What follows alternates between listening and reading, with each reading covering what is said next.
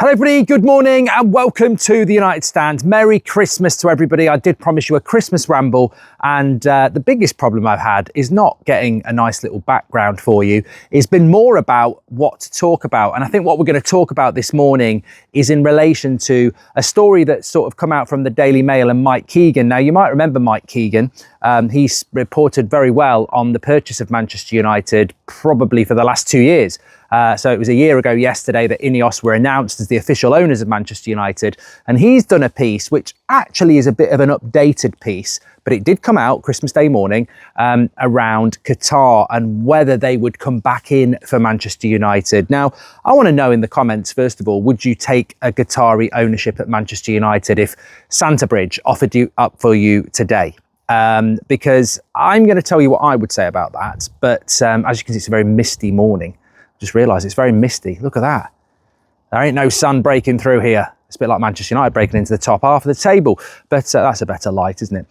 Yeah, I think that, look, what basically Mike Keegan is saying is that Manchester United, Qatar wanted to buy Manchester United, Sheikh Jassim, and he had this Operation Ruby, which was day one, announce a takeover, day two, clear the debt and take us off the stock exchange because we would be privately owned by the Qatari group. And then day three, announced the new stadium. Now, when you compare that to where Manchester United are now, 13th in the league, obviously on the pitch, but also still owned by the Glazers, 28% Sir Jim and shareholders, still massive debt, still no announcement over the new stadium. So I think what you would say is, and look, I'm not breaking any news here. This is Slow Sports News. I'm somebody that wanted Manchester United to be, bought by Qatar because I wanted rid of the Glazers. I wanted a takeover. With the Glazers gone, I wanted the debt gone. And if we're building a new stadium, I'd rather have it tomorrow and not in a few years' time. Where we are at the moment is that we are still massively moaning about FFP. I want to talk about that as well. Swedish Rumble did a very good post on that. We'll talk about that in a minute. Very, very good point about why Man United could literally spend £500 million in January if they wanted to.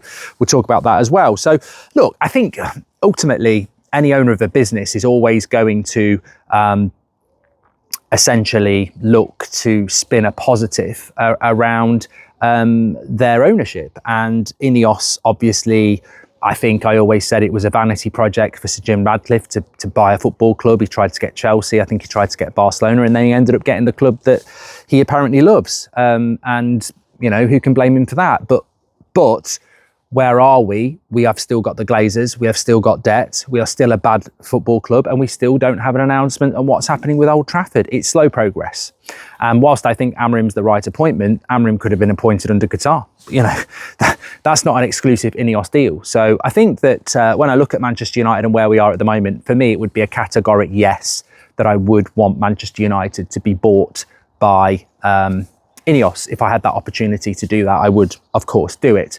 I think that I don't think it's going to happen. I mean, it says in the Mail article that Sheikh Jassim retains his love for Manchester United, and that he would still love to buy Manchester United if that opportunity came up. They're certainly not going to go for anybody else. Now, I was quite surprised by that because I always thought that they would. I actually thought that I'm getting dripped on now. That was stupid. I always thought that they would. I actually thought that they would go and buy like a Spurs or something like that. But it looks like Manchester United was the project, which, you've got to sort of respect in a sense. But look, I would do it. I don't think it's going to happen. I think we have to live with the new. I said that, we lost. We ended up with what we've got with INEOS, and we lost. But would I take Qatar tomorrow? Of course I would. I mean, it would be the Glazers gone. It would be debt gone. And that to me just sounds very, very appealing. I also think that when you look at those three things that they were going to do, clear the debt day two, take us off the stock exchange, announce a new stadium day three, I don't think a lot of people would have lost their jobs. I think Christmas parties would still be taken on. I think people forget that a lot of this cost could, I mean, look, fundamentally, let me just say this, I know it's Christmas, but fundamentally, INEOS are cutting costs because they don't have the money to put into the club. And a Qatari ownership wouldn't have done that. So, you do have to look at it like that. Also, I think that the progress is slow. And I don't know why the progress is slow, because I think Sir Jim Ratcliffe would like it to be a lot quicker because he hasn't got time on his side, but obviously he's heavily restricted. So of course I would take a Qatari ownership.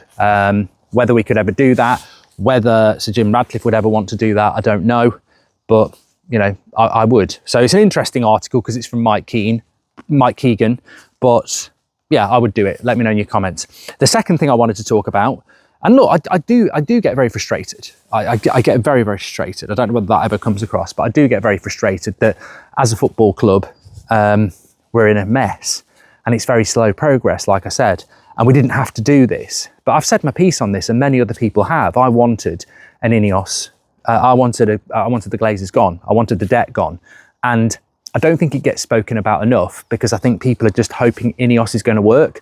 But whether it does work, I think we're already at the stage where people should be asking the question, why is it taking so long?